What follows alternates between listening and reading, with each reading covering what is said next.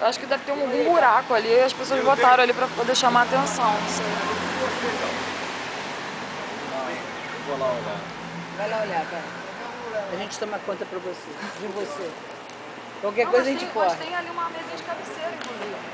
Gente, então isso é uma instalação, pronto. É uma instalação. Tem mesinha de cabeceira e tudo.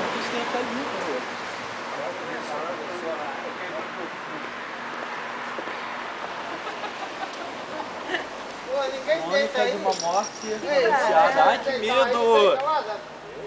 Crônica de uma morte anunciada.